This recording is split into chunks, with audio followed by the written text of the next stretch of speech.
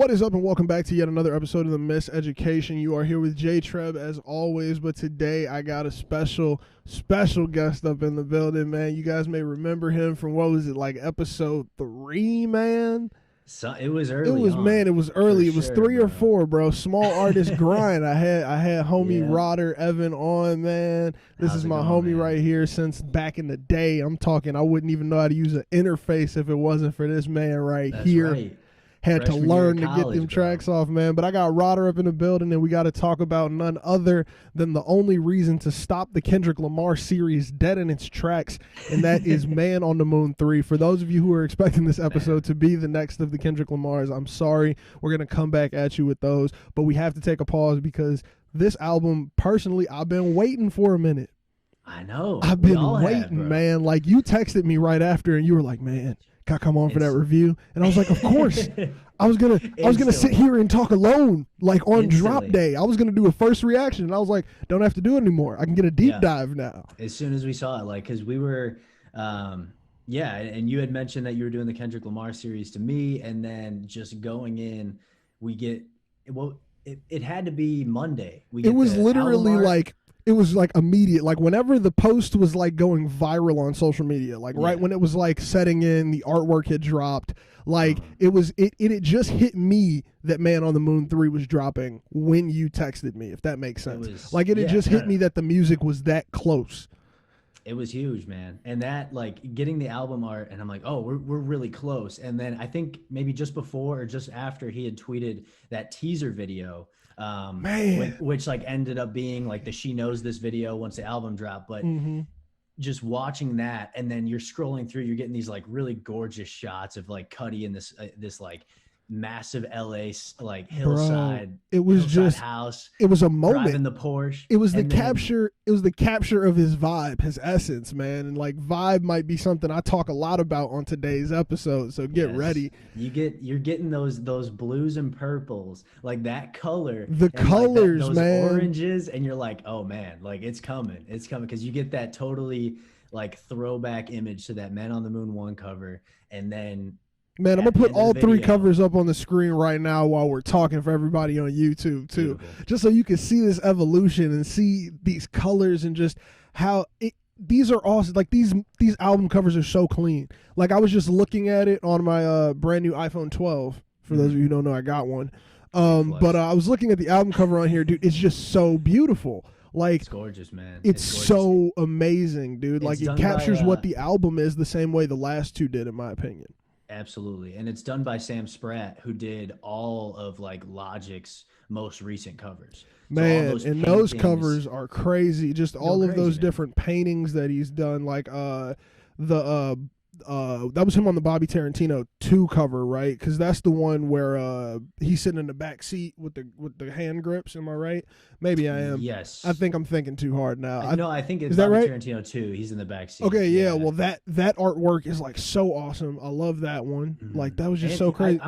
I don't know if he did everybody or not, but I know he just did No Pressure, which is the one of him like transcending. Which if he did No Pressure, I think he was the one who did Under Pressure too.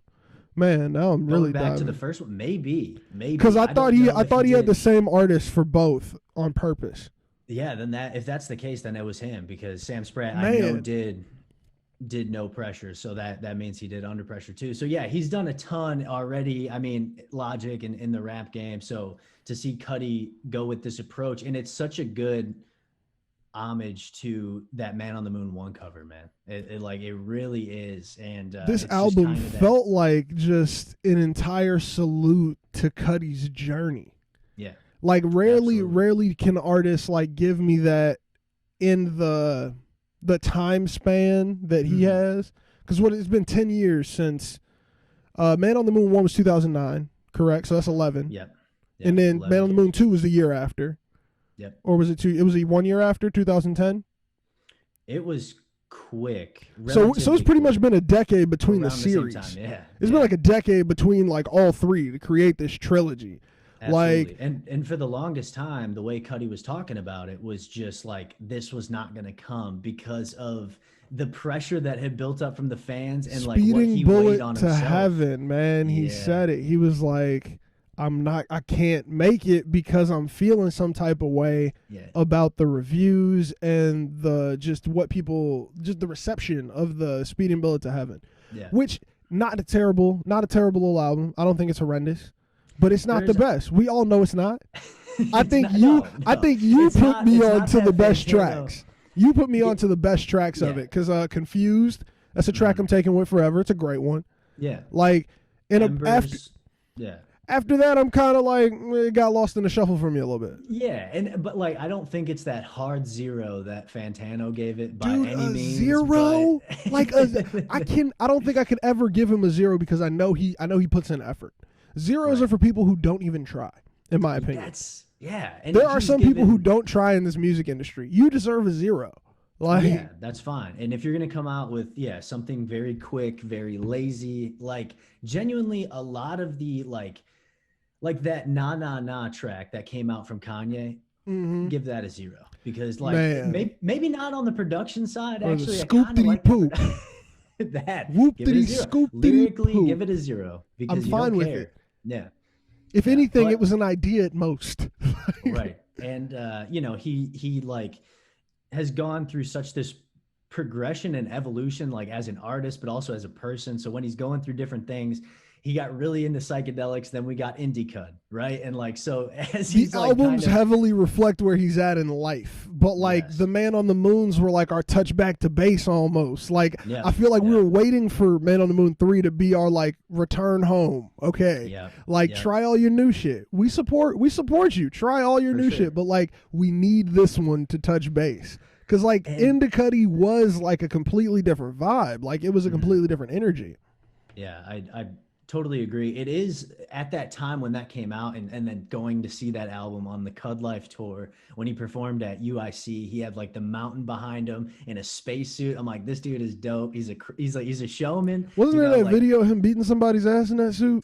Yeah, and that's dope. That's so dope, man. Like if you're gonna beat someone's ass, you got the Iron Man. If you're gonna beat somebody's ass, beat their ass in an Iron Man suit. That's that's the way to go about it. Man, and that's the thing. Because he's like singing, and I think he like socked somebody like straight up. Like I think somebody hopped on the stage.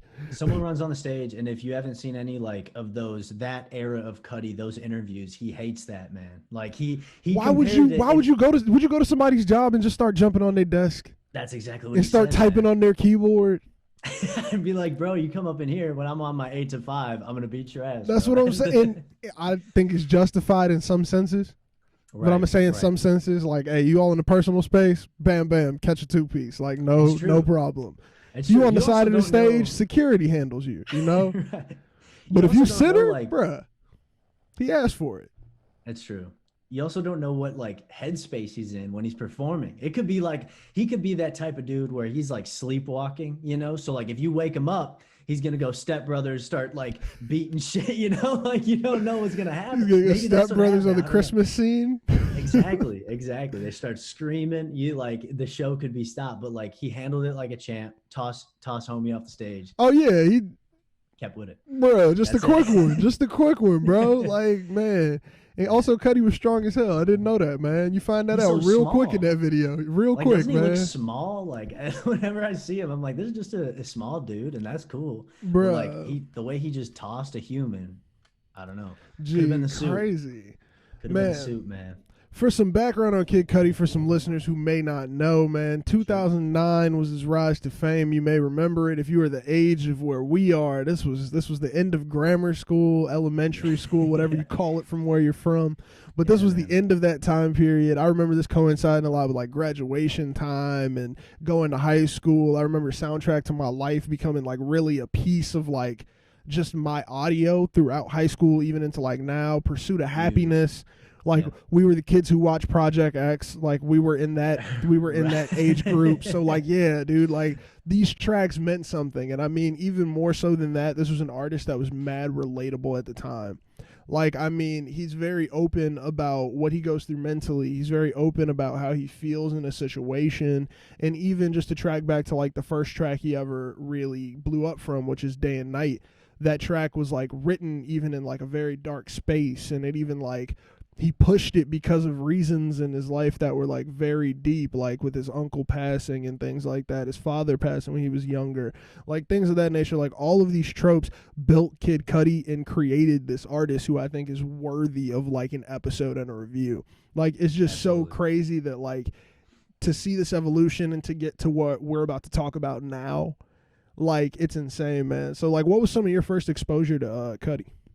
Genuinely, it's around that same exact time when he's coming up into the mainstream. So I had heard, um, I'm drawing a blank. Day and Night. Sorry. Day and Night. Sorry. Okay. Yeah, cannot draw I was like, it was gonna be one of the early ones. Yeah, right. No, so I came up on Day and Night. I remember like vivid memories of playing Midnight Club LA on the Xbox 360 to like the sun came up, listening to Day and Night, bro. Like, bro, and they had the Crookers remix. I remember I downloaded that off a MySpace link, bro.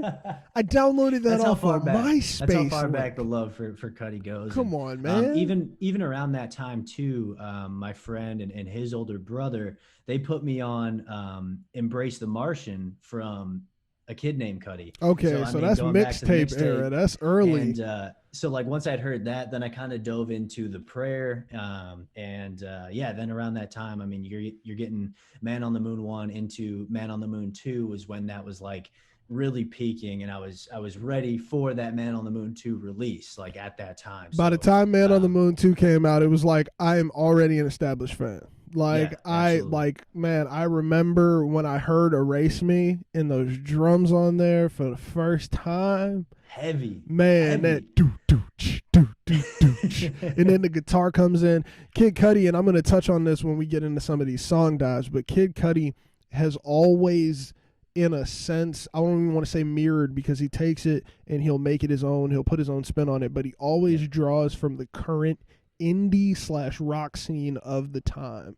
100%. Whenever he seems to make music, like you can tell that this is a genre he loves, because he can rap so good, but he's the beat selection, and even when he's on production himself with like Dot, like the selections that they choose have influence from that indie genre, from that rock genre. Like the energy is always there, man. I love it, dude.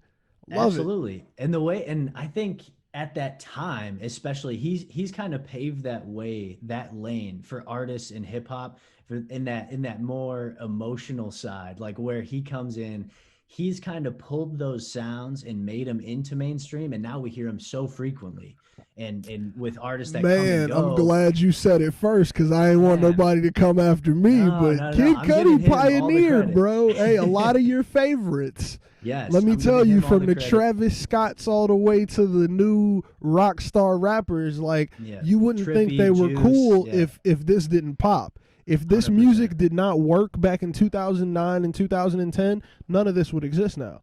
Like there would be no fan base for it. There would be no support for it. There'd be no radio play for it, in my opinion. Absolutely. Like this was a different sound when it came out. Like this was obscure. This was the internet kids' wet dream music. Like, and it's so filling. It's so whole. You know, like when you put this on, like your entire ear is filled with noise, and there's not a gap anywhere. And I mean, that goes back to the early, bro. Like that production, that Rat-a-tat, that Mike Dean, bro, that Dot the Genius, like even all MGMT, of that, bro. Come on, man. We're gonna get into it today, G. Now, look, we gotta dive into this album, man. Just for a little bit of reference, also, random fact I found out today: his freshman XL class included B.O.B., Asher Roth, Corey Guns, feature on the Lil Wayne song, 6 foot, 7 foot. Okay. Where did my mama, I'm out of my llama bean. That's homie. it. Okay. He's also on Lil Wayne's newest project he just dropped too. The No Ceilings joint. But also in that class, Wale. 2009, man. 2009. Interesting year. I was definitely in 7th grade. Wow. And to say, I mean, like, regardless of who was in the class, I was going to be taking Cudi on top. But, like, to still be doing it, like, to this day. Oh, yeah. A couple of those names aren't doing it anymore, or even doing it at the level, or can even create the buzz enough to get an episode on a podcast. I mean, Asher like. Roth, Asheroth, you probably got on the cover because of I Love College, and Hey, but we they we were can on. So they all appreciate did that. so they did a college tour at that time together. Pretty much all of those For artists I real. just named, minus like Corey Guns. I don't think he was on it. But like Yeah, Wale, B.O.B., all of them, like they did a college tour called like the Hungover Tour. Like, and I'm that pretty would have sure been Arthur dope. Ross probably got on that tour because I Love College. Probably. But it And was they're an like, all anthem right, at Asher, the time. Asher, you get 3:30 of stage time. Make it last, bro. Like that's Bro. what they gave him. How They're much stage time, bro? He had Lark on My Go-Kart. She Don't Want a Man. Okay, so now we're talking like 9.5 minutes Okay, of stage time, bro. all right. Come on, man. He had Yeah, we yeah, bro. He had a couple He more. Hold had on, because them. his songs were on Tap Tap. You remember that game back in the day? Yeah, Tap Tap Revenge? bro. Yeah. So his songs were on there, man. Okay, we're getting too nostalgic. Let's talk about this new shit. All Because right, this is let's all go. the same time period, though. Like It is. But, But, there's a reason we're talking about him and no one else. there's a reason why this episode is not titled Asher Roth. Yeah, I But- don't know if I was ever to the point in my life where I was waiting on the third album drop in a series from Asher Roth. I may want to rethink things. Is all. Honestly, there might be somebody. Everybody's got a fan base. Not everybody's got a fan base, but everybody can find a fan base. Let me say that. Yeah, that's fair. Everyone's got a lane, maybe. Everybody can find a lane. Okay. Now, how you do in that lane is on you. That's on you, bro. But you found the lane, okay? Yeah, Man, look, yeah. okay, so Kid Cudi breaks this album down into 4 different acts. We're going to talk about these tracks on here. The first act is Act 1, Return to Madness. The second is Act 2, Rager the Menace. The third is Act 3, Heart of Rose Gold. And the fourth is Powers. So I'm also going to, for the first time, try to put a table of contents in this video, so you might have noticed that if you've been listening to us talk. All of those acts are going to be down there so you all can see it, so you all can go to it. Also, I just think it would be cool to try out. So, man, let's jump right into it. Off the intro, we got these hums coming in. We have 6 different writers for a hum track, which is mad interesting to me. But That is interesting. what are your vibes? What are your what's your initial to- thoughts as it opens with the As it beginning of this opens. act? Yes, man. To hear those 3 chords, right? Those Man on the Moon chords Yes. that have opened Act 1, have opened the first part, the second part, and now again the third. It's beautiful. It gets you right away. And to see that it was only like 45 or 50 seconds, I'm like, okay, so it's just gonna be that quick intro. You hear the 3 chords, and you like it instantly feels like, all right, here we go. Like I'm boarding, like I'm strapping in. Bro, I'm it on the feels like you're roller going coaster, bro. to it feels like you're being transported back, and that's what I actually wrote in my notes. I was like, it felt like I put my headphones on and it was like, take some time, you're going on a ride. Like, Yes. and I mean, for a return Cudi fan, so maybe not for a new one, but for a return fan, this is exactly what I thought. Like this Right. this is one of those tracks, could have guessed it. Like, this is how he was going to intro it. He was going to give us that beautiful, and then I played it on the speakers afterwards, bro. If you hear that bass swell on a good sub, like just how it leads into how we get into the second track, Tequila Shots. Like, I just love that vibe, man. Like, Bro, we'll talk about it throughout the rest, I know, but the drums on this thing go stupid. And I have heard insanity, some man. I got all 808s the that I've producers, never so I'm heard, going to be bro. talking about the producers on these tracks too, Beautiful. because that's a heavy reason why we're getting the vibes we're getting. That's kind of like where I was noticing when I was listening. I was like, all of these producers were picked with care for each track that they did. Like, each beat was used purposefully, man, and it's crazy, which is why, even though there are like 6 producers and 6 writers on this first track, it makes sense. But I mean, he also might have to credit people in the past who worked on it, might have to do things like that, which he has to do in another track for production. So it's like crazy, man. But this one leads directly into our second track of Tequila Shots. That's produced with Cudi, Dot, and Take a Day Trip. That's the name of that group. I had some research about them. I gotta find it, but like they did some crazy stuff, man. But like this track sounded like current rap, I want to say, but it sounded more polished immediately. Yes, yeah, and you hear that like oh, this is what today, and I'm gonna probably bring this up for probably the entire first half of this album up until Show Out and post Show Out, but these like trap 808s, it's like, okay, like this is what trap can sound like when This is it's what trap cared sounds for. like when you tune everything. Yeah, When interesting. everything is tuned to the voice of the person rapping or singing or humming, grunting, Right, moaning, whatever Cudi might decide to do on the track. right. This is what it sounds like when everything was created for it and it Sure. wasn't just thrown on top of the beat.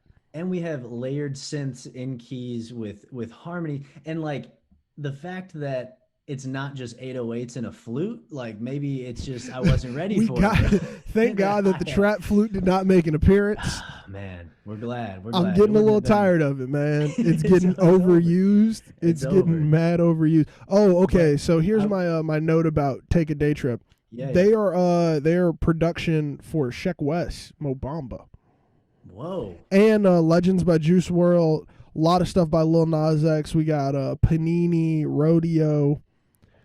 So like, yeah, man, like they got a couple credits. They're not definitely not the most named on the project, but like definitely an interesting pick to create what was created here. Yeah, and I really like his this is the one of the tracks that I keep going back to. This is definitely in my upper echelon of this album. I really enjoyed this track, mainly because of it's got that newer trap sound, that newer trap production, but that hook is so just classic Cudi, man. It's bro. He brought a lot of elements, and I mean to go into what he speaks on in these tracks and how these acts make sense for what he's doing. He's talking about this return to madness.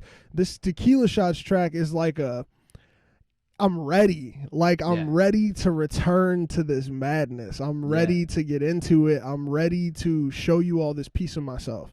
Like I'm ready to show you the man on the moon. You know, that's almost where we're like what I'm feeling on this, because it's like deep. It's deep old Cudi feel. Like it's that. Let me just hand it to you. Like let me just explicitly let you know that my mind's fucked up, but I am here. Like and I'm ready to face it. It's and that was a big key point in the Zane Lowe interview, was that he like they highlight that it's always going to be there with him, because right after Passion, Pain, and Demon Slaying, he had this big interview where he's like, I'm happy, I'm feeling great. But here we can see that it's still there. And like, you know, it's like he's almost trying to just show like, yo, this happiness does not last forever. You got to constantly battle this demon. And I mean, now we're getting into like over album tropes, but like there's deeper stuff just within just the meaning like that's happening right here. Yeah, without a doubt. And just like, then him going back to, you know, substance abuse, which like it may look like for a bit he was going away from, but he's going back to it. But he's like, maybe I'm controlling it a bit better now. It's so like I can do these, but like I have to be smart about what I'm doing here, because 100%. I also have to worry about myself. Kid Cudi can make me self-reflect in a way that most artists can't. And maybe it's because of the time periods in which I listen to him. Sure. But like it may be because of like the growing up alongside music always has like a different part within like your life. Like you're obviously going to have different relationships to music or emotional attachments to music and artists that drop during time periods where you can relate something to immediately. But 100%. Like this was like something that made sense for me, especially during a time like this where I'm just like the happiness and the sadness, the like it's both. Like you have both sides of this here, and he's like conveying it just so beautifully, man. Yeah, just crazy. Can't fight this war in me. Like he's like, I know it's gonna happen. Like I'm not gonna fight it, but as best as I can control it, get on to that next day. And that's exact, bro, man. These segues today, we killing them. They're gonna get worse later, I know it. But damn, we're killing them right now, man. You got to get to Another Day, which brings us into the second track called Another Day, man. This one is produced by Dot. Take a Day Trip again as production, but also not I've never been able to say his name. Nostalgia. It's like nostalgia, but it's like Nostage. Nosaj. You've seen the production before, I'm positive. Yes. So this is the same producer for Man on the Moon, the anthem from 2008. Okay. So same producer here for that one. Yeah, it's like Nosja thing. I think they also did something for Chance on the first mixtape, 10 Day. Okay. There's something on there from them as well. But this one was the Ragers Back. Yeah. Like this was partying. Like I'm coming with bars that really you've only seen on like Indicud in the deep cuts. When I'm angry and on drugs, here you go. Yes. This is Mr. Rager. Like, here you go. Like, he Yeah. handed us that. I feel like to dig that out had to be different. Like, especially, like, I could see why he said that he couldn't drop this album in the past, because he wasn't ready to confront something like this third track here. Like, 100%. having to get into that mentality, have to, like, because that's another side of him. He's always put it that way. Like, he's always said that he's had like the duality within him, the Mr. Rager and things like that, or even like Mr. Solo Dolo. Like, we're gonna dive into that too, because that's on here too, number 3. But like, this is just so awesome to like hear how he can dive back into it and give us these bars once again from this perspective. And yeah, man, and I really did enjoy this track. This is again going into that, like, if you want to keep it, also have the cover art be a recurring theme. This is that deep purple, that blue, you know, when you're feeling it, and it's just that low menacing beat. And it was really interesting. A buddy of mine who I've been texting like everyone that I know would like care about You're this. Like, if you care about Cudi, you received a text message from me. Yeah, like you've been chosen, bro.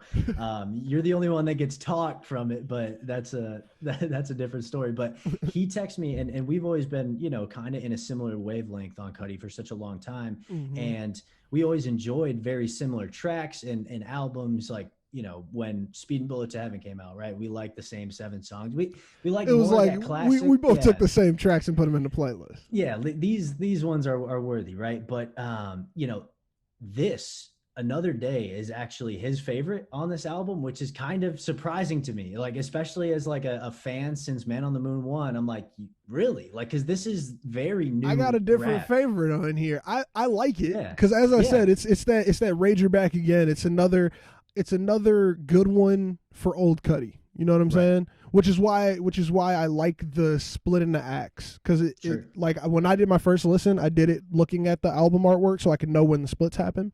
And like, I feel like this section of the split is a little bit more old Cudi. Like, because this track, I feel like I could see why you picked this as a favorite.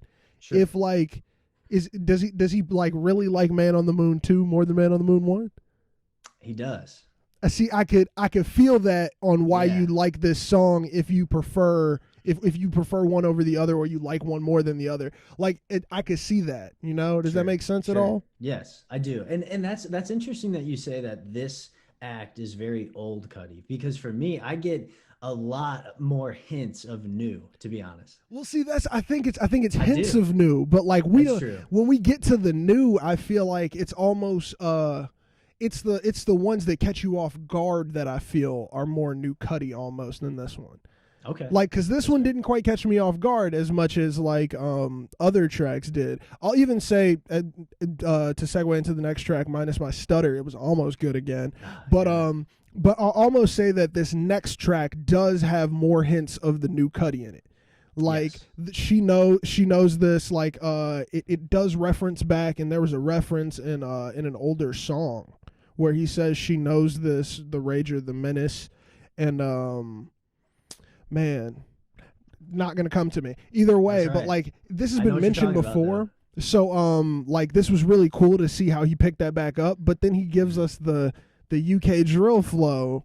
Yeah. And did you get that vibe too? I got a UK drill vibe on this one. You know, like, it's just the way. Did Dot do the drums on this? So this track was produced by Jay Graham, who produced Broccoli by Drum. And interesting. Yeah, and also produced The Need to Know. So this is now the 3rd or 4th episode in a row where I've shouted out people who can bring about samples of music Soul Child well.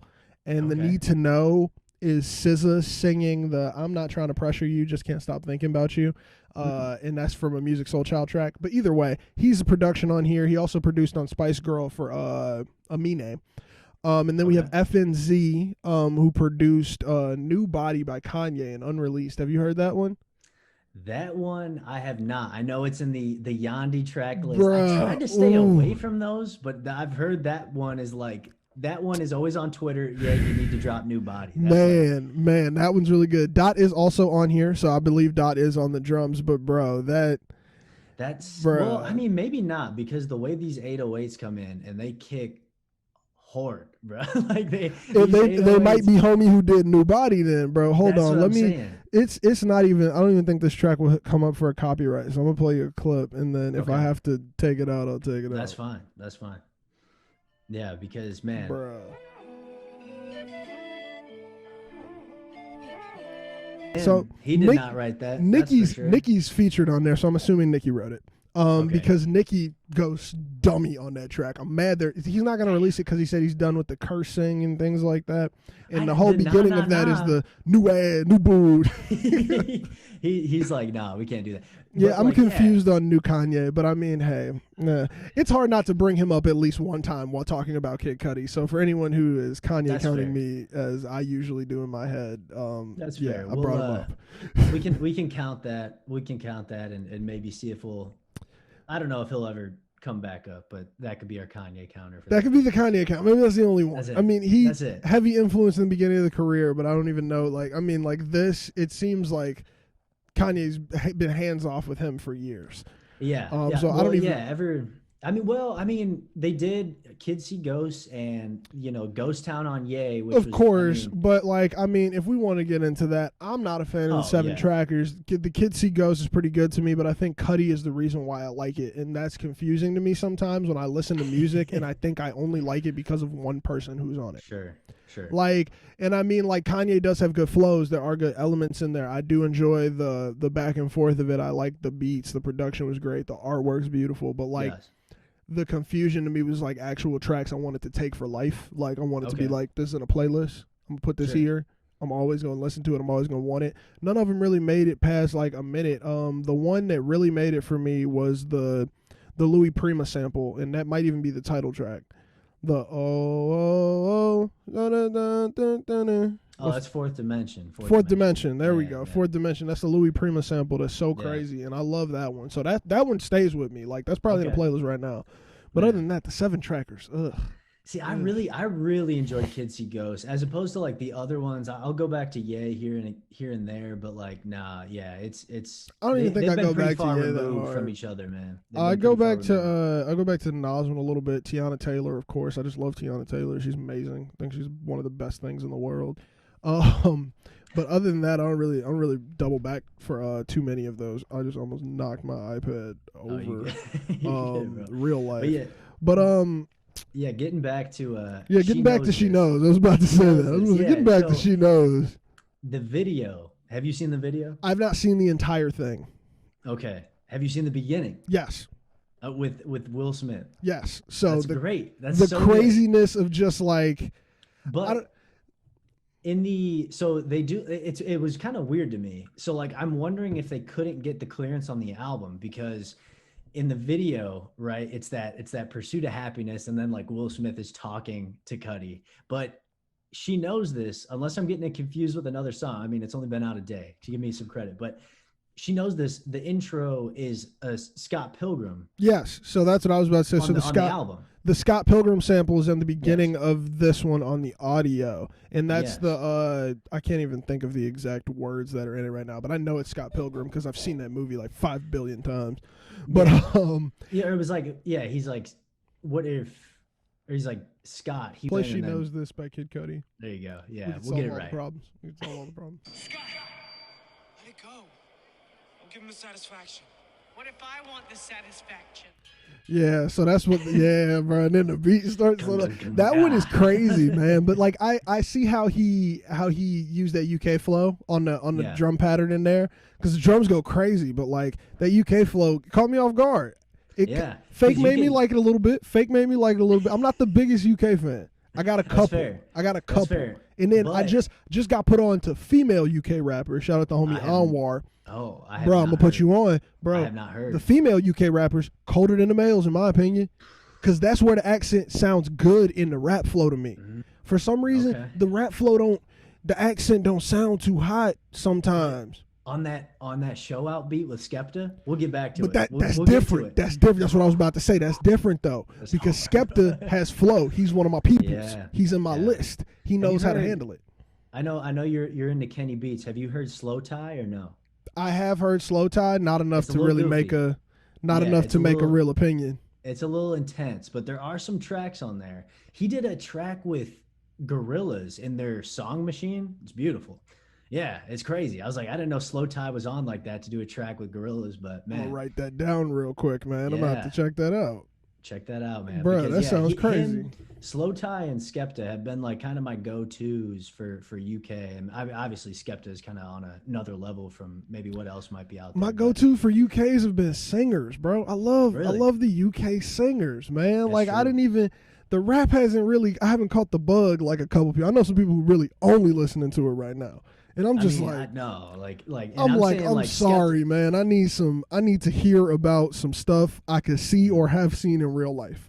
That's And fair. that's another problem for me too. I need the relatability. Like, Yeah. I'm sorry, I don't know how y'all it's different slang. Like It's let different. me update myself on the slang and then I feel like I'll love it more. I feel like I'll have a Okay. genuine love if I knew some of the slang, but I'm like, bro, what was y'all doing? Like, what that even mean? Some of it's goofy, man. It's goofy. Like, so like on you're the corner like, I don't- selling them frost sauce. Like what? Yeah, What? you're What like, y'all the doing? grocery? What? What y'all doing on the What's going corner? on? Homie used to Too buy much. them things. Like what? What was y'all back? What? What Man, do y'all even hey, do over there? Like, don't y'all It's got a weird. queen in this it's little weird. I monarchy didn't over there? mean, I didn't mean like Skepta. I totally am just cool with like a feature. I haven't really dove into like the discography. I've listened to a couple just one-offs by him, man. Okay. Now look, man, let's dive into the next track. Hey, segues. Next track is called Dive, man. This is produced by Anthony Kilhofer, who, if those of you who don't know, we've talked about him on the podcast before. Anthony Kilhofer's dope. That's the person who Travis Scott reached out to and got signed by, fun fact, after looking at a okay. Kanye album. Okay. There's a cool story behind that. Talk about that on the show too. Other than that, we got Aaron Bow. Never heard of him before, but he's worked with DJ Khaled, Freddie Gibbs before. Also Anthony Kilhofer did work on Passion Pains, Demon Slain, and he's part of the Good Music team. Like Okay. that. Let me just say that too. Teddy Walton also produced Love for Kendrick. He's on that production team as well. Damn. Crew for Gold Link. She see Whoa. money all around me and No Hits. Guidance. Okay. Bruh, craziness, Okay. right? Man, This is things you also find lineup. out, man. Also, all Yeah. of my stuff is backed by Genius, so if they say it's wrong, then it's a lie. But I mean, until Perfect. then, I'm gonna take that. It's just Like a couple of verified these, by I me. did deep research for. A couple of these, I took what Genius said. That's fair. That's fair. Because a couple of these people also knew about, like Dot, who handles pretty much. He's on almost every track. And that's But, I don't know if we touched on it yet, but like when we were kind of talking about how this album might not happen, just to go off on like a slight tangent, but I think it was about 5 years ago, around 2015, Cudi had tweeted and he's like, if I'm gonna do it, and he like pretty much put up that bat signal. He's like, I need Dot and I need the whole team. He's like, and that's How otherwise it's else not gonna can you happen. do it It's though? true. So Yeah. man, just to like read the note that comes with the extended artwork he said on here, it said, in the last 10 years, Scott Mesicudi has gone through hell and back. After feeling like his world was over, he found and overcame darkness that was plaguing him in his life. But happiness isn't forever. What he thought was peace turns into a nightmare. Finds himself lost dealing with the same pain he had not felt in a few years. One night he must face himself again and fight back to win his soul from the evil Mr. Rager, featuring epic production from the legend The Genius, Take a Day Trip, and the return of the team that helped start it all, Plain Pat, Emil Haney, and Mike Dean, fall back into the world of the twisted mind of Kid Cudi for the final installment of the Man on the Moon trilogy. Like, the entire team. He didn't, they brought back the whole team. It's been a That's it. decade. Yeah. Like, that bat signal was deeper than just the Genius and a couple people. That Well, bat just signal one brought dude. back vibes. And that's something I do want to discuss about this track, too. I've now come into terms with the fact that vibe is a real thing. I thought it was Vibe just is an excuse real. for not explaining, but now that I'm It is thinking about it, real. even in the sense of Cudi, there's vibe here. Man, There is on Friday. on Friday. So I had listened through on Thursday night because for me it comes out at 9 p.m. Not a big deal, right? Oh yeah, you stupid Eastern Standard people. That's right. So we're playing it early on Thursday, but before dinner. Right. Damn near. So on Friday, playing it throughout the day, and then on it was around lunchtime, bro, and I'm like just playing through this album again, and I get to Dive, and like, bro, I had to stand up and like just move. The way he comes in on this it's incredible, bro. Like I love it so much. If something has a vibe, it truthfully has then transcended through you. Like you feel what that person creating the track felt when they were creating it. I think that is what a vibe is. Yes. And I think that this track has it. Like it's definitely a thing. Like it is breathing. And then to think back to early Cudi, I think vibes have to be created as well.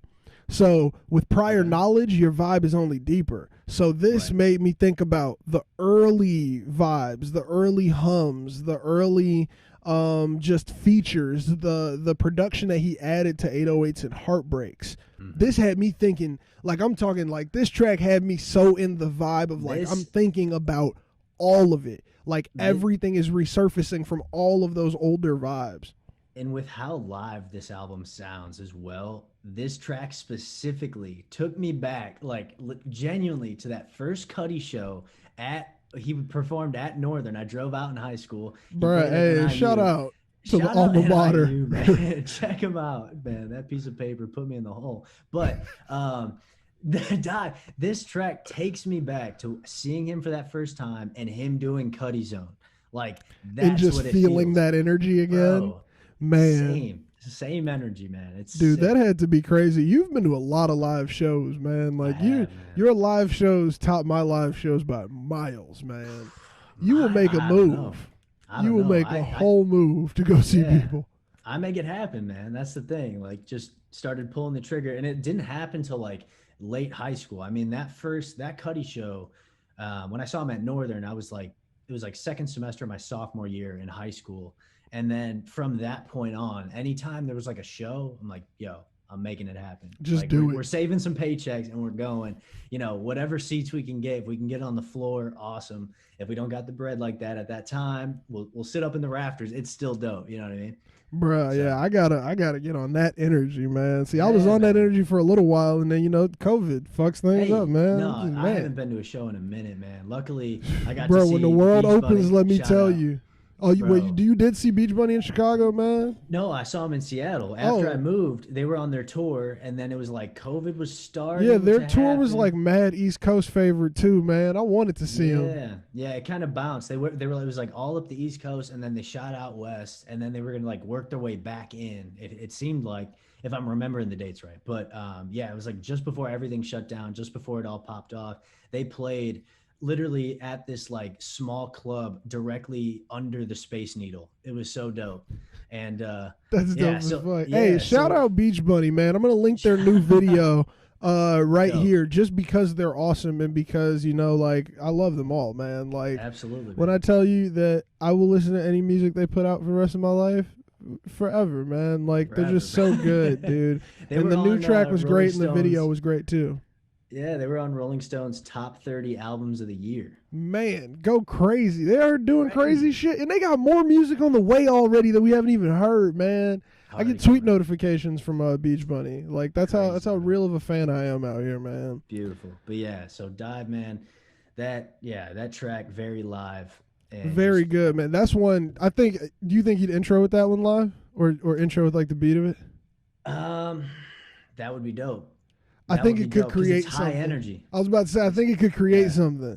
I don't know, man. I'd definitely love to see what a tour of this would look like. I don't know if we're going to be able to get one now, but Cudi might be one of those people who's like, 2021, we'll still come at it with a tour. And I hope we can get a tour for this one. He said in the interview, he's like, this is a live album with a tour in mind. I know, and that's, I think he could put it off for a year and do it. Because I know the tickets would sell out too crazy. I live in a major city. They're like, I wouldn't be able to get a ticket if we did a COVID one with minimal people. I need the world to be open. I need to need that place to be packed.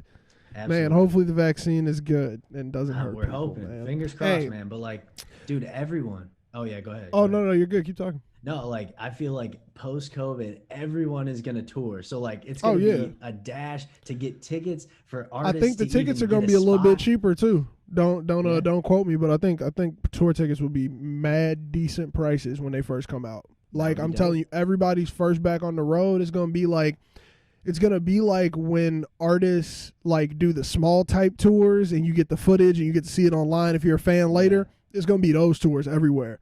Like That I'm would be talking sick. like Reggie's probably going to have hella pop-ups. Like you're just gonna be there on one night and you're gonna be like, yeah, SZA was in town and she just decided to stop by because she hadn't been in Chicago in a minute. Right. Yeah, Crazy. we Play bro, for a yeah, cool 200. That's it, man. some random Dope. shit. Like yeah, Ari Lennox murdered at the Elbow Room. Like random shit. Like bro, I'm telling you, it's gonna Throwback. be everywhere is gonna be popping as soon as the world opens, man.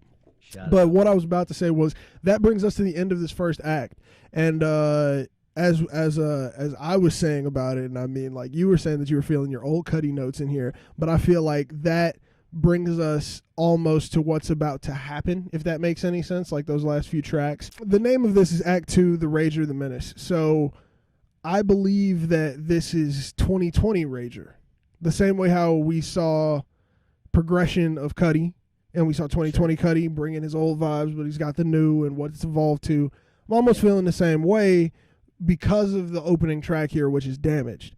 And Damaged is like a what he's plagued with in a way, like it's almost like his track for like, yo, this is me right here, self-reflection, this is the new demons, like I'm this damaged, like no matter where I go and things. And this is produced by Mike Dean, Take a Day Trip Again, and Dot has production on this as well. So what was this track for you here, this intro to the Act 2?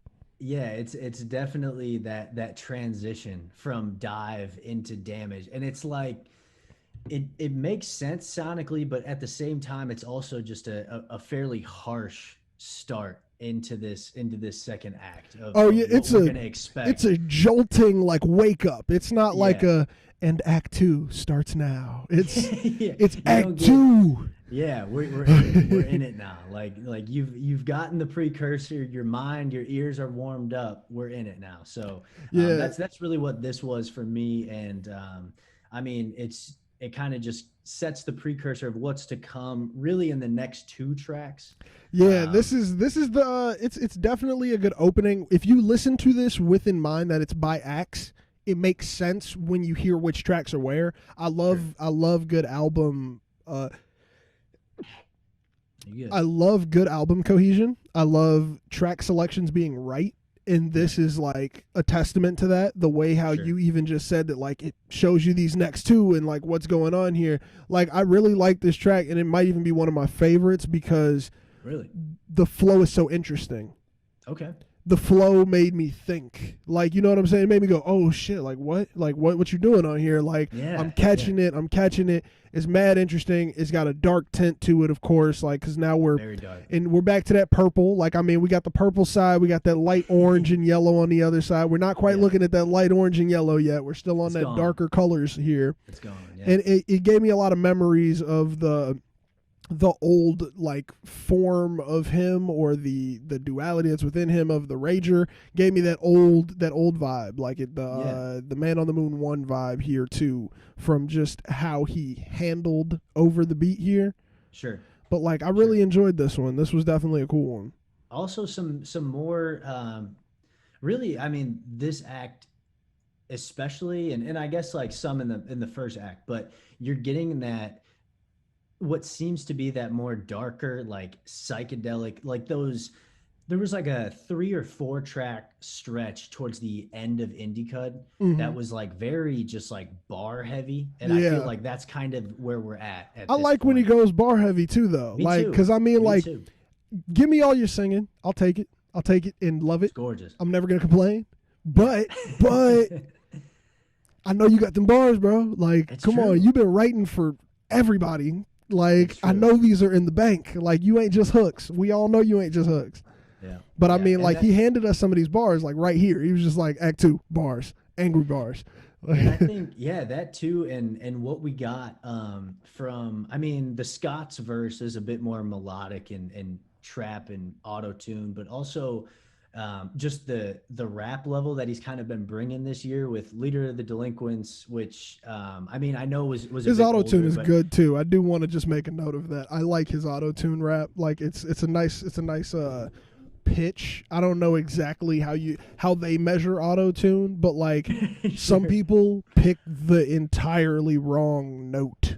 Yeah, And he's on the right one. So I just want to shout Right. out whoever was the mix engineer there. sure, it's good. It's On good. all it's of these very, recent ones. it's very low, and it tucks in these like the beats that he selects for these ones. So It's like if you pitched up the end of Kanye's Runaway like 5 more notches, okay, but we stay in that low energy. right. You know what I'm saying? Yeah. Wait. So pitched up in what way? Like made it not sound as muddy. Okay. Okay. You know what I'm saying? Because I like remember Kanye that. had that low auto tune at the end of Runaway, and that's my favorite part of the fucking song. Sure. Like the You gotta let that run. Every love time, it bro. every single time. But like it reminds me of like that, but if you could hear it, you know what I'm saying? Sometimes, but like it's also complimentary to his voice. I mean, once again, pitched up, not an exact Right. reference. It was just a Right. more comment than anything. Fair enough. Fair enough. But yeah, this was a good start to the act, and yeah, like for me, it really sets that precursor. I don't know. I know you said this is one of your favorites, which is interesting to me because I think there's a few tracks similar to this throughout the album where I think are useful in terms of the album as a whole and where they fall in the track list and give you that segue almost as opposed to keeping it like 7 tracks short. I got so more. this one. I got Yeah, more. no, and it's that's- I think the reasons for my favoriting of this mainly sit with the reminiscence of even like personal emotion, like just like Okay. personal angry 2009 Josh. Dope. Like See? angry 2010 Josh. You know what I'm saying? This- Like that's why I think those sit with me a little bit more. Okay. Because like I'm one of those people where like I feel like you can listen to Pursuit of Happiness in different ways. 100%. And over life, You be you sad may as shit, happy as shit. you may hear it different ways over life. Yeah. Like you can listen to that song and be angry, in my opinion. 100%. Like you could be like, I'll be fine once I get it, but I'm not there now. You know what I'm saying? Like Yeah, I do, and things I like do. And that. So that's- I feel like for me, this one reminded me of the anger that I took from it, which is not negative anger, not I'm mad, so I'm listening to music and it's making me violent or something. Like more just like I can tap in with these emotions. I can tap in with that damage. I can tap in with just how this track is relating. So I think that's why it's listed as one of my favorites. Now look, if you saw Okay. my notes, the ones that are my favorites have different colors on them. So For sure. I mean, it's not up there, but I definitely did have relation to that track a lot. And even going into the next track, the Heaven on Earth, this was like the call and response part with that old school fuzzy feedback frequency, Cudi. Man. Come on, Like, man. okay. He handed me that Okay. one, and he did this new because he gave me that UK type flow again. That's a new The way Cudi he- bag. The way he comes in and it's hard, bro. And it's New like, Cudi it's- bag, bro. Yes. That's not old Cudi right there. That's No. he's been practicing that. It's new. It's something that I'm sure he's like even hesitant as an artist to probably even be sharing with us. You know, it's one of those type energies. Like, are you ready for this yet? Are you ready for this? But yeah, the way he comes in on Heaven on Earth, super dope. And this is it's that interesting sound. Like what is that instrument? Because it sounds like that indie song, which I'm not a fan of. But like the hook Which uses song? a very Hold on, let me get a clip right here. I'll cut this man. out. Let me play a clip right now because now I gotta okay. try to think of what you're thinking about. It's like I'm fast asleep, but that's all right. Hush. And then dun, dun, dun, dun. You know what I'm talking about? Indie song. Which part we talking about? This instrument right here. What? But it almost sounds like the way you get that click, it almost sounds like a reversed xylophone, like to me. Whoa, is it? It could Like- be. like You the might way be that, onto like, something, Faye. The way that click, because it doesn't, because if it was a xylophone, it would just be like a very melodic. But you know, it could the way- could be choked too though. Like the notes could be individual, like staccato, like ding ding ding ding, instead of letting it ring out like ding But ding. there's that like, you know what I mean? I don't know. It's weird. It kind of sounds double layered. Okay. It kind of sounds like one is a little off, or if it's like an echo that has one that's a little off, and that's what's making everything sound freaky, could like have the that echo. effect. I don't know, Could have man, that but effect. like, see, I didn't like even that really sound. notice that because of how crazy that bass line is. Dude, Bro, it like, is I'm hard. talking like had to turn down 2 notches. I was like, hold up, like. You check the ears, like, bro. Yeah, like I just felt my phone shaking when I was hearing it. Like, I think it's cool because the bass that we've gotten in this album is very different and very just to a level that really Cudi hasn't given us before. And yeah, I think the feel like that instrumentation is almost, new, but the patterns are what gets mirrored. I feel like it's almost like a pushback wave of inspiration from Travis Scott in his bass. Yeah, Because because how Cudi influenced him. Now this whoa, is and like I don't pushing even back. and I don't even think it's like disrespectful because I mean I'm No, probably no. gonna dive into that a little bit more as we keep going about that Travis Scott like back and forth because like he originated this sound like what we're like what we've heard. I mean like even if we go to Birds in the Trap sing Brian McKnight like that he was heavy influential on that album like so I mean like just to hear what can be done with this flow in this genre, like it's almost like, damn, you've been sitting on it. Like, so you saw them doing this and you let them do this? He was just like, yeah. They could be doing this? Now he's taking it back. And it's almost like or is he just showing them the next blueprint? You know what I'm saying? Like maybe it was just like I showed like I came in the game and did this and I kind of like pioneered it and I showed them what to do for the next decade with it. Maybe I got to show them what to do the next decade with it. See, are we going to see this pop up over the next couple of years? Are we going to see this handling of this flow and this beat type different? Because he handles these beats differently than the traditional artists of today would. I agree. And I think you're onto something because I feel that with this, that song with Travis, Baptized in Fire, where Travis is like, he's calling him. He's phone home to the moon, big bro, pick up. And now Cudi has answered and he's like, here, I gave you these tools. You kind of fucked with them. Let me show you how. You made your money from them also. Let's say that. Look, Travis made his money. I do have an episode out that's definitely called Why Astro World Was Not Good, but yeah, I stand by that. And that's fair. That's a fair assessment. I mean, look, because I've said it so many times, I was like, I can't be bogus and not explain it. Like, but I mean, like, that's what I think is the incorrect way to handle this genre. If that's not the worst thing in the world to say right now, that'll get people mad. But like, I mean, that is an example of how not to handle this. Whereas this was like this album right here that we're talking about is an example of what it could do, what you can do with the tools, with the flow, with the ability. Like it's all right here. Like you all have it. They all possess it. But like he was like, yo, kids, let me show you how you're supposed to do this, man. I'm not shooting Westworld right now anyway, so let me just go ahead and show you. I got this, man. I got this. Man, I put for real. HBO shows on the back burner. For real, you know, HBO is doing some COVID shit, you know, man. But this track here was Anthony Kilhofer, Dot Again, and DTS, The Ranger. Not sure. Heaven on Earth or Heaven on Earth. Heaven on Earth. Okay. Yeah. I'm talking about that one. Sorry. Yeah, but Heaven on Earth is produced by them. Man. But yeah, I liked this one. I think it was enjoyable. Good. It definitely is not the best on the album. I'll say that too as well. But then we're getting into his first feature, the first of 2 songs that have features on the album. And production list on this one different. So we got Dot, Plain Pat. If you don't know who Plain Pat is, I really, really need you to check out Plain Pat right now. One of Kanye's early managers. I'd like you to pause, man. Hit pause right now. Hit pause right now, man.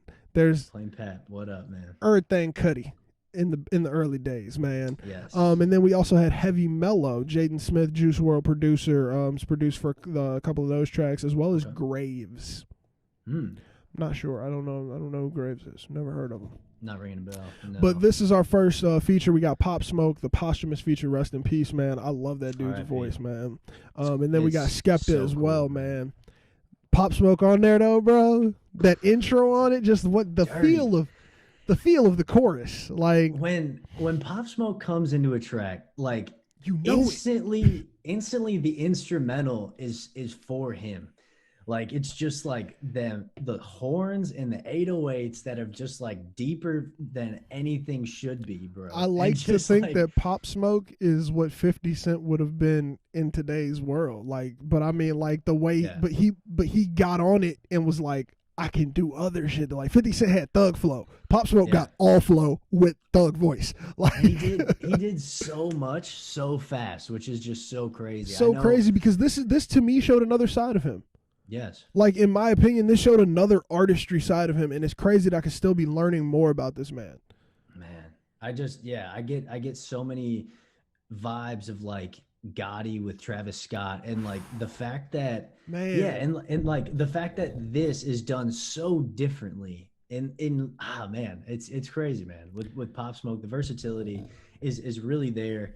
And the way that he comes in with the production, and Cudi mentioned that Dot had worked with Pop Smoke before he had blown up, and that's where this track came from. They had so this was some vault. Okay, cool, man. Hey, give me some knowledge. We on the Miseducation. Yeah. We're here, bro. Let me teach you a little bit. Teach a little bit, bro.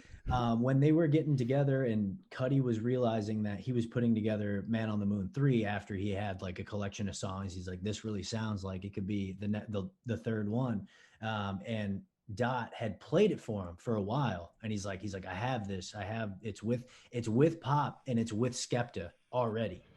So that Skepta was already on there. It was laid up, like already good to go. And because Dot had worked with Pop Smoke before everything blew up, and they'd been sitting on it for a bit, and they just didn't know really what to do. And Cudi, like, he kind of said, like, once he got into this zone, he was ready. He's like, I can do something with this, and I should be on there, and like this is gonna fit really well, and it does. Well, see, that's what I was about to say. Like, man, I feel like now that you told me that, I understand how Cudi approached this track now, because now I'm noticing how, like, he injected into there so well. Like, he fit into, like, it was almost like you're building something, you just need one more piece. Yeah. And Cudi was that one more piece that was needed. Because, like, when I heard the Pop Smoke start up, I was just like, this is good. It was a good straight to the point rap song. Like, that's just what it is. And I mean, interesting. Do you think that it fits well within the act that it's in? Do you think it fits well in Act 2? Yeah, because this one I would argue is more like him speaking on the demon of like what's going on and like being famous, like the show out. Like, I feel like it was more high energy. Yeah, because this is supposed to be our rager act. Yeah, it's the rager, the menace, man, and I think we're getting both of those, that like just that party animal, man. Like that indie Cudi vibe. Yeah, and just like murderous. I'm like, damn, like what is it's almost a side that sounds familiar, but also that we haven't heard before, because again, this production is not it. This one may divert the most in terms of production from the rest of this album. Oh yeah, definitely. This one fits, but it doesn't fit the way everything else fits. So I feel you 100%. On that, definitely. 100%. So maybe not so much like it's the fault of the act or sonically, it's just like very different from Cudi. So while I do think it works in the album, and it like, it's totally got a spot, it's very different because it's Pop Smoke, you know what I mean? It is. Like the vibe that I catch off of it immediately is like, okay, we're in New York. Which I mean, Cudi can also represent. I mean, like, we're talking about somebody who's repped the area, who's been over there. Like, this is not like a terrible thing. I mean, like, I'm not saying it being New York cannot mean it's also then Cudi, but like, sure, it's New York. The rest of it, I'm on the moon, and I think that's the only difference here. Okay. Like the rest of the production, at least, I'm on the moon for. Yeah. 100%. But I mean, like, it's still a good song. Like, this is like, I feel like it's gonna have that star next to it for a long time due to the features. But I mean, that's what happens when you drop featured music and other people have fan bases too. Like, their fan base comes over. Also, speaking of the features, we haven't touched on it. We talked about him earlier, but Skepta just absolutely murders this beat, bro. I don't know if this is how you handle UK flow. I don't really like the accent that much unless you know how to flow with it, because you might think something rhymes, or you might think something was hitting in a verse, or you hit a punchline on the right syllable, but a lot of UK rappers don't understand that sometimes. Skepta, He's got it. He's got it. And the way that he his gets accent, how the rap works. Yes, the accent with the drums, like it's just like hand in hand, and it's that's also some UK shit, which is why their 808s and the way that they do their drum patterns are mad interesting. Because I feel like a lot of them rap with that drum hit, like a lot of them try to hit that, like you know what I'm saying? Like, but that's the flow right there. Like the way that they're hitting on it almost sounds more percussive than it does melodic, which man. The only person who I know can mix the melodic with the percussive so well is Smino. Smino is one of the coldest rappers to mix the da-da-da with the let me also sing to you over the top. Beautiful, bro. It's craziness, man. His I know you're a big fan, and that's why I've like wanted to dive more into him, but I've just been like Spotify with the tracks that I play, especially after listening to a ton of the new Amine this year. Oh, it'll pop off. They throw me so much Smino, and I'm like, damn, this is good, man. Bro, this is good. I think so my first summer of having the dual Spotify Apple, as we talked about before we even had the cameras on, but my first dual wheeled summer was when I was really heavy into Smino, and I thought it was just my recommendations that were handing me new Smino tracks all the time. But everybody was like, nah, dude, if you listen to Chicago R&B, Smino will pop up. Like R&B or rap from Chicago, he'll pop up on some flow. Also, he did so many features with so many people. Yeah, like he's going crazy. I'm telling you, he's on the new deluxe, right? Oh, which one?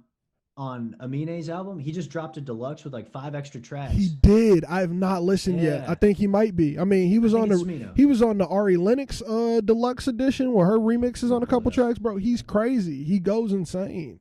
He goes nuts, man. Bro, I've been trying to tell people Smino was cold. I've been trying. Like since day one, since the first time I heard, I've been a fan. That's another tweet notification on person for me, where I'm just like, whatever you drop, I'm here for it.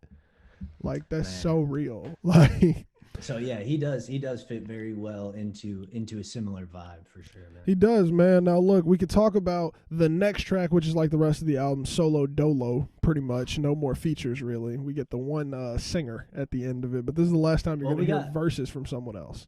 We got Trippie Redd. Oh, towards the end. There's 3 features in here. Yeah. There's 3 feature tracks. I forgot. Yeah, the night track. I forgot about that one, man. Okay, cool. I'm speaking too much. Correct me, man. Hey, that's why we got you here, G. That's right. But look, this one right here is produced. This one right here is produced by Dot, Cudi, Plain Pat, and Audio Anthem. Audio Anthem's produced for Dave East, Ty Dolla $ign, and Party Next Door as well. Man, that's really cool. But those are the producers for this track here. And this track was a dark stream of conscience. It's the best. That's my like 1 sentence summary that I usually try to work into something, but I feel like I should just say it how I wrote it. It's a dark stream of conscience. Yeah, Solo Dolo Part 3, a lot more reminiscent of the first. Yeah, so more first than the second. Yeah, the second, I don't like. Is it a solo dolo? I think it was just titled. But I mean, maybe it means something more to him. Is what I like to give. I like to give artists benefit of the doubt there. But for me, 1 and 3 now are the main connecting points. I'm like those 2 I can listen to right after the other one and just be like, I wanted this vibe. Yes, and yeah, absolutely. And it hits. You start getting that like, let me take you back to that place of Man on the Moon 1. I'm going to give you that raw emotion, those same sounds. I'm going to evolve them. I'm going to tweak them, but that is the same idea that we're going to get here. And to be honest, I really like this song, but when I had first heard it, and then I did not listen looking at the track list. Yeah, never on the first listen. The first listen, I feel like you're supposed to let it happen. Let it steady. Like, why are you staring at the list? Just let it happen. Like, 100%. Especially if it's an alone listen. Yeah. 100%. And when that came in, so Solo Dolo Part 3, when that came in, I was shocked to see it was in Act 2. I was like, why? But at the end of Act 2, it doesn't make too much sense for you? I guess, but and with the intro like, into Act 3, it doesn't. That's fair. That's fair. But I just for me, I was a little taken aback by it because of where it is, and it comes right after Show Out. So I guess it could be another good transition track. Okay. So okay. After Show Out makes more sense. So if it was after Heaven on Earth, do you think it would have made more sense? Maybe you put. I'm not going to argue track listing. Okay. No. Let's not go too deep. Let's not go too deep. I'm not going to go too deep. This is a personal question more so than it's a podcast question. Yeah. So would I have rather seen 6, 8, 7, 9? Maybe. But I'm not going to go there. I'm not gonna go there. Okay. That's later. We might have to text about that because that's later. Because okay, I can see that though, man. Oh, hey, for everybody who just heard that, listen to those tracks in that order. I think that makes sense. But back to Solo Dolo 3, man. How hard do you think it is for him to write these tracks? I feel like a track like this, speaking personally from just me, not really, being a microphone, let me rap to you artist, this track would probably crush me to write. Yeah. And 100%. How do you think that it's hard for him to write these? There's a handful on this second half that I think really have to be tough. And I know that with his process, the way he's going to go in, he hears a beat, lays down a reference, and then writes to it. To do that with people around you, that's impossible. There's no way. I feel like Solo Dolo has to be written in your crib on the couch with a blanket, just 100%, bro. On and you got your iPhone, just typing it while it's playing on a Bluetooth speaker. Maybe some wine, maybe some whiskey, just chilling. To write this, I feel like I could not be in a studio. No, that's where, that type of energy for the tracks that we had just heard came from, studio sessions. This is 100% to the name of the song, Solo Dolo. There's no way you could do it with anyone else. So the fact that it's some sort of collaborative effort, we don't know necessarily the writing process, but man, it's. Oh, I love to pick his brain. Yo, Cudi, if you're listening, come on this show. Come through, bro. We'll have Rodder come back on. We'll have Evan back up here, man. We'll be on here with it, bro. We'll add you in and we'll ask you the questions, bro. It'd be beautiful. It'd be a beautiful thing. But because honestly, man, I'd love to know the process behind writing something like this. Because this track, it's another one that resonates with my sadder, more emotional side and catches the vibe of that emotion and that. Let me dig up something. Let me think about something. Because it's when I listen to music, I like to project onto it. A lot of people do. That's what most of us do, in fact. That's why a lot of people like happy music, because you can project the happiness and it's just right there. It bounces back to you. But if it's sadness and it projects to you, bouncing it back is a little bit tougher because you got to think about emotions and you got to really get into it. And for Cudi to be as open as he is, I've always loved that as an artist. I imagine it has to be just taxing. And then that kind of gets us into the next act, which is titled The Heart of Rose Gold. And this track and how what I was talking about before he just hit me with a track list switch that fake made a whole bunch of sense in my head. I love the transition here. Yeah, I love that we go from Mr. Solo Dolo into the Sad People, because this track is now we're talking new Cudi, we're talking a different vibe of him, a different side. Act 3 is different. This is produced by Dot and Take a Day Trip again. Heavy production on this album, yo. Man, this one I think I'm trying to summarize what I got written here, but the hi-hat hits and the bass were just so reminiscent of 2010, 2011 when because I write my notes pretty mindless. I'll listen to the album. It's probably on my 6th listen when I start writing notes, and I just let it play and I free flow everything that I'm thinking. And I wrote that it put me in 2010, 2011. I went to a different year when this track came on. Absolutely, man. And that's that back half of the album, I get a ton of. There are some the embodiment of what I love about this dude, and the Sad Cudi from Solo Dolo Part 3 to Sad People. This is something that I greatly appreciate from Cudi. I don't necessarily need it all the time, and I don't, but it's always there. And see, he made it relevant to now. The same way how I feel the past Cudi was relevant to then, with the way he discussed problems, with the way he discussed his own self, with the way he reflected to everything, and the way he even had his flow going at the time. Because I mentioned about how he always pulls from these different genres and things like that to put into his own music. This one here was like, let me just grab this little bit of new 2020 for my problems and my lyrics, but let me give you 2010, 2011, everything else.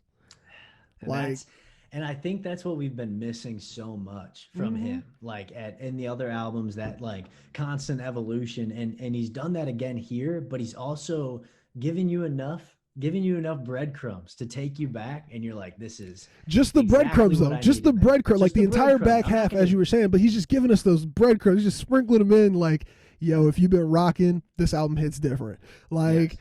And it's crazy because, I mean, and then even like, so to talk about another track, and now we're going to get into this one was newer. So this one might not, man, this might negate the little breadcrumbs thing, because this track was very different in vibe to me. The next track here, the Elsie's Baby Boy flashback. Okay. So this one, way out there, Cudi. It's reminiscent of how he goes out there, but it's not reminiscent of anything we've heard before, in my opinion. And this one has the production from half of Rat-a-Tat, Evax. Okay. And he's produced for Jay-Z, Nas, Tiana Taylor. He had a lot of influence on the 7 Trackers, which not bad songs. No. But I hated the rollout so much. Fuck.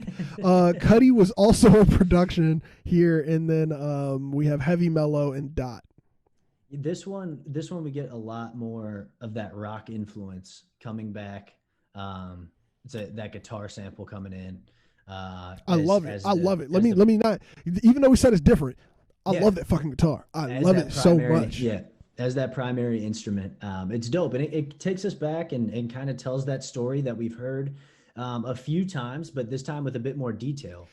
This sounds like what would play at the beginning of a Kid Cudi montage of his life. Yeah. You could, like, I was seeing in my head, I was like, oh, there could be like a kid at this age, and then like the next verse, and then he's at another age, and then like I could see this like being a montage of his life, maybe even used for like some TV shows, because I know he's working on some Netflix stuff.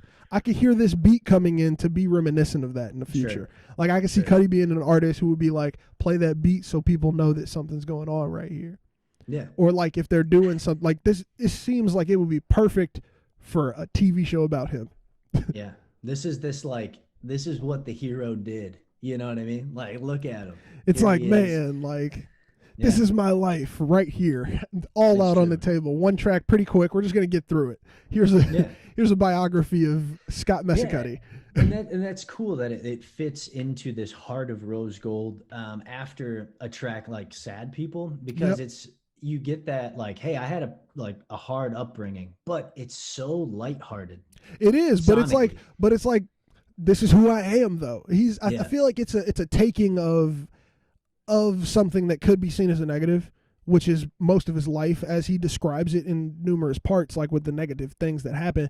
But like, it's just a look into him more so than a negative depiction. Like, the song is just like a positive look into him. And then the harp at the end, the instruments at the end, amazing. I love it. Dude, I could just listen to that outro all day. Dude, I don't know how we haven't hit on this, but the transitions in this album, amazing. Stupid. Like, just the little ends of songs sometimes can make the listening process so much smoother. Right. Like, because you're like, you didn't just like a song's over, next song. You were like, here's some beautiful reminiscent features of that song. Here's an idea musically of what you just heard, and now it's time to hear the next track. Yes, 100%. Man, people underestimate those little elements. Yeah, and like, let it ride. Let me think. Let me breathe. And like, let me shout out your production. Yes, absolutely. Let me go. Okay. You just talked on the beat.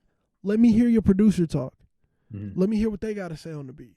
I love that, man. Like, not enough people appreciate that. And too many people hear the lyrics are done. Next.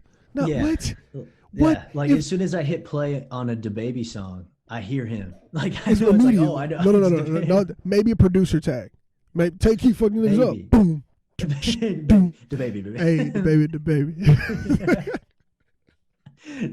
baby. That's it. But like on some real, like letting it breathe. An artist will make a decision to let that track play out that long. That's a choice, unless you're Kanye with the 7 trackers.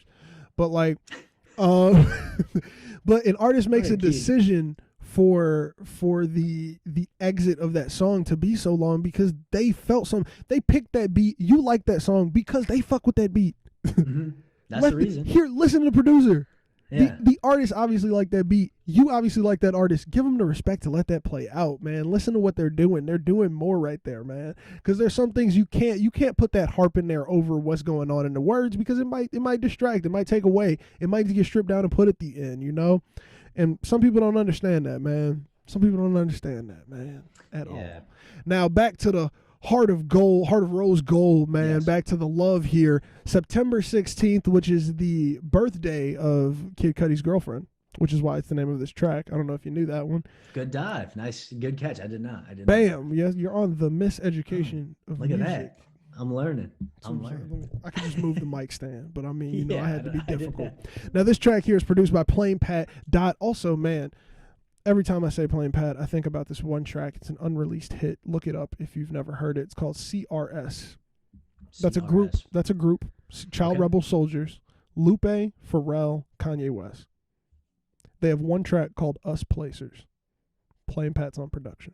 It's beautiful. What? It's beautiful, man. Okay, right. But Plain Pat, because Kanye says Plain Pat in the verse. He says, Plain Pat, what up? And every time I say Plain Pat, I think about that.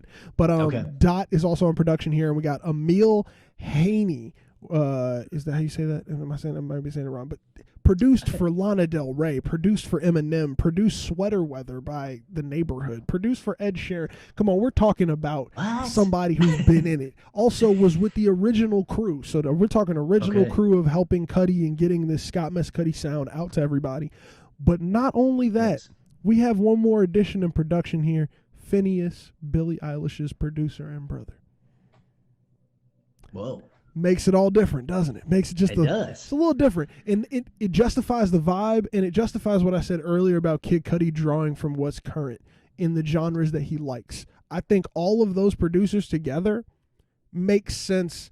Like, I would predict what's in Cudi's headphones is all those artists that those producers produce for. Does that make sense? 100%. And that's 100%. How this track came together, and that's why it's where it's at on the album, and that's why I think he even chose the subject matter of like just these similar like flows of like that vibe, that indie rock, that let me really get into it. Let me, and it's like it's probably what she likes too. Oh, I can see that. Oh man, okay. It's probably a really cool, like a cool way to spin it. That might have been her favorite beat on the project or something, bro. Right.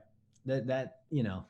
But I could definitely hear all that current indie influence. Like, I felt that energy from the track, and it was very cool how like they did that. Like, this was also like, I mean, we got Plain Pat Dot, we got people holding down that old school Man on the Moon, which is why I think they have so many they have so many producer tags on these tracks, because they were there to hold together the Man on the Moon one sound, you know? Absolutely. And then everybody else was added to give us that new element, because why else would we have producers for Man on the Moon 1 and Phineas, Billie Eilish's producer, unless we're trying to hold on and show the new.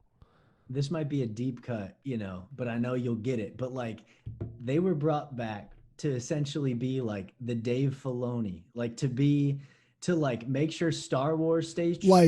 Like making sure that, and then yeah, exactly. And then you call in a Jon Favreau over here. Come on, man. And then John. And you let Jon Favreau bring them ideas on top of that, man. Hey, for anybody who gets that reference, yo, we're here with it, because that's exactly how I feel about it, though. It makes sense. Like, that's not a bad like reference point there, because you got to have somebody there to make sure. And I think that's like Dot is everywhere on this. I'm sure that Dot had so much influential like decision making in this process, like just as much as Cudi did, because as I said, like this had to be hard to write. Like, just thinking about how he wrote this, I feel like this was a collaborative effort, because you can't be the writer, executive producer, creative director, making sure every beat is on point, making sure the right beats get into your folder, making sure you're contacting everybody and all of this. You're not doing all of that if you're writing a project like this that can be broken up into 4 acts. These Like dudes have been Kendrick ain't doing clicking. all of that. No. You know what I'm These dudes have saying? been clicking for 10 years. Like they know exactly what needs to be on there. They know what needs to be cut. And it's not going to be a bunch of like brand new yes men that were brought into a team. Exactly. It's not going to be, and we grabbed the people who handled the latest hit on the billboard. No. It's like we handled people who know how to make music that you're going to play a decade from now. And it's that simple, man. Because, I mean, like, it's the same way how every great artist runs to the team. You got to if you don't get the team together, I almost don't even believe in your album. It's not that I don't believe in it. I just know it's not going to be that shit. You know what I'm saying? That album, that music that it can be played for forever. It's not going to be that big day, bro.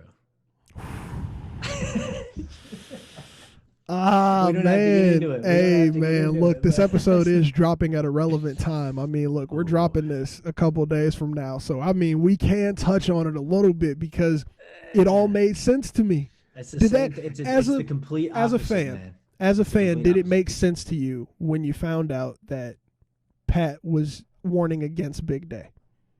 Yes. Like, yeah. I think Absolutely. It was, and I'm telling you, like, I'm still a fan till this day. I'm mad that, you know, the parents are fighting type situation, you know. I'm mad about that, but, like, I'm still a fan, and I was mad as a fan. Yeah. And once Pat Corcoran came out with all the Big Day was rushed. He announced the Big Day, and it wasn't even prepared yet. Whereas Color and Book was sitting in vaults where the tracks were being cut. It was meticulous. Whereas Acid Rap was the same way because they were shopping around at that time. 10 Day was a quicker project, but it still had very notable elements of how to get this album together, how to present something. And then the Big Day did not.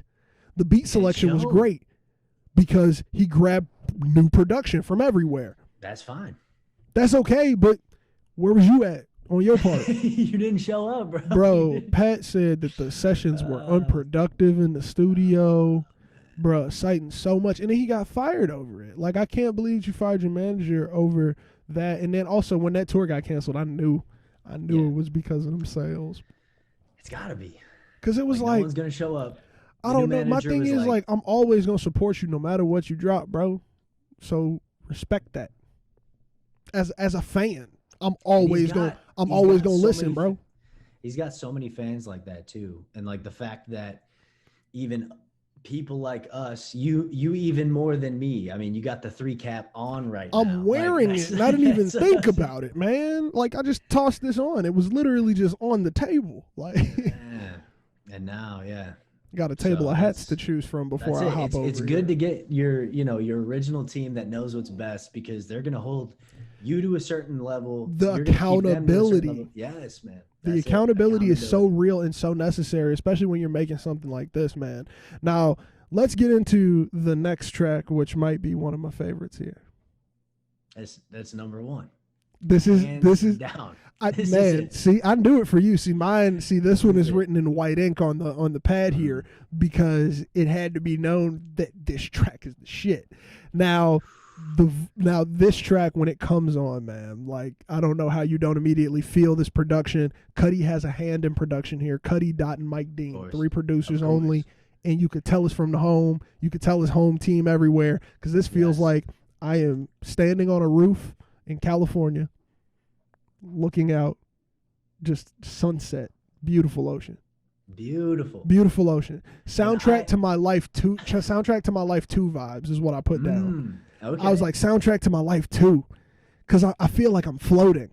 It's just that reverb on the hook that is so just vintage and just the epitome of why I love Cudi. It's like this song. You know how you caught me the first time. Thank you for remembering. Most artists don't. You didn't forget. Most artists don't remember why I started listening to them. But like also, we get thank yous as fans at the end. He just thanks the fans. Thank you for rocking with me. You talk about letting the beat ride. He had Mike Dean just playing the keys, probably live in the studio. Oh, bro, Mike's hot, bro. Mike is just crushing it, and Cudi is. And bro, can we just touch on halfway through ear, man. This skipping flow? I don't know what else to call it, man. Okay. Let me play it. Pull up the clip. Like the back and forth of just how that hits on there, bro. Like, man, I love it. Like, dude, and like, he's rapping like that. Like, and that's in the mic. bro. Like, bro, I could feel it. I could feel it. Like that's probably the reason why he said this is a live album, because you could do that to like 90% of the tracks. Just a good, honestly, good little side to side. It's just that perfect, like, going down and just lulling into that verse and just keeping you like wrapped in. And it's just like, it's almost like just brings you in, loads it up, and then just every time the hook, you're just falling apart, bro. Like I love it. I love it so much, man. Dude. He really killed it on that track, man. And I think it fits so well within, once again, this act. And now that we're coming to the end of this act, we got "Lovin' Me," man, and this is the one production wise I wanna kill some people's minds with. Okay. So it's produced by Dot. We got Dot in there. We also got Charlie Hanson. It's produced for Mac Miller, Juice WRLD, Travis Scott, Khaled, and people like that. We got Remy Beats on here. So that's MGK, Big Sean, some other tracks. But also there was one producer on here I had to do some research into, because I had never heard of William J. Sullivan before. Okay. But I was like, I know that name. Why do I know that name? For those of you who don't know, I've done like a lot of different like music involving like playing. So I've played lots of classical music. I've played different composers. I've researched composers and things like that. And he was coming up on that side of my brain. This dude did the theme song for Power Rangers RPM, bro. Why would he have credit on here? Why would he have credit unless it was sampled? On "Lovin' Me," dude. It's sampled. It has to be sampled. It has to be sampled. No way. Because why is he produced? Or is there a sample of Power Rangers in here? Do we have that? Is it in there somewhere? Now, look, I want to play the Power Rangers RPM theme really quick. Okay. I want to see, because this is also me finding out right now for myself. So you're learning right now. Great. But how is he involved in there? Like, or did they just call him up? Like, hey, dude, you did the Power Rangers thing, bro. Do you wanna rock with us? A computer virus has built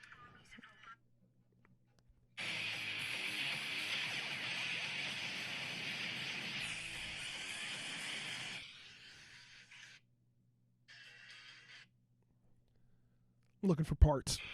Yeah. Okay, see, not really seeing anything. That's all right. That's right. It's got to be in there somewhere. Did they sample it, or did they just call him up and they were like, "Yo, we need you to do some random stuff"? Like, how do you know that guy? We need the Power Rangers dude, man. Is it a misnomer? No, it's not, because it's in here now on Apple. It's legit. He's on. William J. Sullivan. It's got to be some. What Power part Rangers. of that is the Power Rangers then? Man, look, I'm gonna find out eventually, man. It's hidden because deep, what? it's flipped, That's so it's crazy, shot, man. yeah. So that's the production thing that blows my mind. But also Phoebe Bridgers, never heard of her. Indie act out of L.A. She's super dope though. I listen to some of her music, and like I like her voice, but I'd never heard of her really.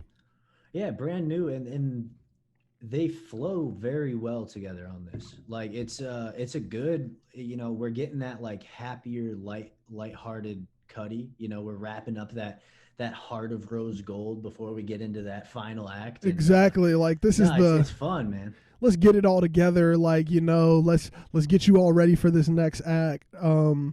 And it kind of, and I wrote this down, but I do want to verify it. So this part will be cut out if it doesn't make sense. But Kyle has a version of Pursuit of Happiness. I don't know if you've ever heard it before. Kyle, the artist. Yeah. He did it live, man. Yeah. So like he has a version online too. And for some reason, I wrote down that this song reminded me of that one. So let me just. I think it's like bells or something that kind of made me think of it. Maybe it's a little like that same kind of ordeal. We're throwing inspiration that way, and then it's coming back to him in a different light. Yeah, maybe it's something like that, because I'm just like, I don't know. I wrote it down. If anyone else has that same feeling, throw it in the comments. But like, I felt it. And maybe it's also just that this felt like a California track too. Like this felt West Coasty, like it felt very vibey.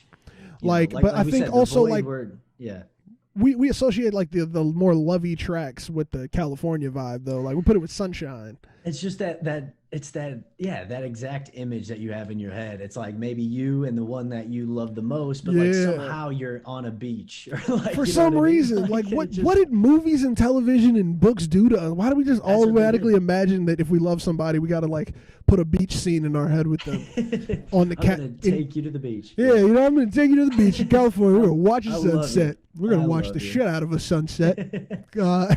Yeah, this would be that shit. You got this on a playlist. You're sitting on like a flannel blanket with some wine, and you're just chilling, man. I see this. I know exactly what you mean, though. Of course, bruh. And it's so weird that like that just pops up in the head, man. I know. Now, let's jump into this final act, man. This is Powers. Now, this one, most interesting in my opinion. We're ending the album strong. Like, man, let me tell you, like, I felt. With the tracks we had, it could have ended differently, and I like the tracks he chose for ending. I don't know if you'd agree, but I mean, trackless conversation, once again, we can have later. Yeah. But like, we're going to kick it off with the Pale Moonlight. This is what he put as the first. We got another half of Rat-a-tat in here. We got Evax again. We got Dot and Rami Beats again. And these are the hardest rap bars on the album, in my opinion. Hardest bars. Like, love this song. The bag is different. He's been in numerous bags all album, reaching in and out, and on this one he was like, psych, I got one more, and just barred it down so hard. Like, I really enjoyed this, just being like the rap fan that I am, like putting this on the speakers and really catching like a head nod back and forth to it. Like, and I felt the powers, you know what I'm saying? Like, I feel the act name. That's it. And he I think more often than not, he wanted to have that side of him as a hip hop artist where he feels he's not really respected for the bars. He's like, I've got him. And maybe you haven't heard him, or maybe you just don't know about him. But I got him. But they're here. Here's like one of my powers. And I'm in, like, that's the introduction into this final act of like, let me show you what I can do. Yeah, man. And I think that it's dope that he gave us the hard rap bars. He's showing us that power, and then we immediately like go over to this like rock star night. Yeah. And I'm just like, he been doing this rock star shit longer than y'all. Also true. Let's also talk about that. Let me take like one of the newest dudes that I heavily influenced, like that you can just hear. Like you can hear Travis it, man. To Trippy, like Cudi to Travis to Trippy is like just the ideal progression. It is like if you're watching like an evolution of like monkeys to like Neanderthals to humans, bro. Like just bam bam bam. Like we are, and then Kid Cudi's like, but psych, y'all forgot that I evolved myself. Like like I can not only hang with this kid who's definitely a kid compared to me. I've been doing this over 10 years. Like, this is the straight party track. I think this one, once again, to show power, this one is not one of my favorites right here personally when it comes to the ending, but like damn did he handle it. Like this has production from Dot, J-Treb again, Mike Dean, and then Wonder Girl, who's been on Rihanna tracks, Travis tracks, Big Sean. We got Jay-Z on there too for her, and then somebody named Genius with a J, who's produced for Jack Harlow, Pop Smoke, Jack Boys, and Travis and Sheck West as well. Dope. Shout out. That's where that probably, something a bit more keen to Trippy's ear. Yeah, that's what I'm saying. So we're back to talking about how like he had the old guard is standing there, and they're letting the new dudes hop on the production equipment, but they're like, hey, we ain't gonna get too crazy. Like, hey, watch out. Hey, hold up. We keeping a theme. We'll keep you. Don't you dare put that tag in there. Get that tag out of there. Like that's, no tags. And it's no like, tags. What is that breaking glass? We stopped doing that. We stopped that. No, stop. Like, except I do love, like, is it the only tag that we hear is in Tequila Shots? I think it's the only one. Yeah, the dot tag at the beginning, I think is the only tag Kid in the album. Kid Cudi, Dot the Genius, baby. Like, so I mean, my opinion, that's his shout my personal opinion. Tags are for singles. Tags are not for albums. That's fine. That's great. I agree. I don't know why. Like, I can't give you a crazy justification. For me, I think it's more of a sanctity thing. It's like if I'm on your album, like, if you're doing a mixtape, hell yeah, dude. Like, we're talking Gangsta Grill's narration. Tag like, it up. Let's do it, bro. Like, DJ Khaled hosting on the new No Ceilings. Okay, let's do it. Mixtapes, let's do it. Album, when you're trying to tell me a story, I don't need it everywhere. I don't need that everywhere on there, man. But like, No tags. Like I think that's also a choice that they made out here, because like you got to die for these producers. Like I didn't hear a lot of tags, which made me even more interested and made me dive into all of these producers. I think that I did more research from not hearing tags. If I would have heard tags all the time, I'd be like, oh, who the fuck is this? And then it's over. Like yeah. And like you like, oh, you actually care if you don't hear it, because you just think a lot of the times when you hear the tag, it's like, oh, it was just Metro and that's it. Like that's the song. It was Murder Beats. It was Murder Beats. That's it, man. Like that's all we need to know. That's who produced it. Thanks for doing the man. work I found out Murder on the Beat was white with the bowl cut. Bro. Matt recently found out he was white. You know when I found out, and this is a terrible way.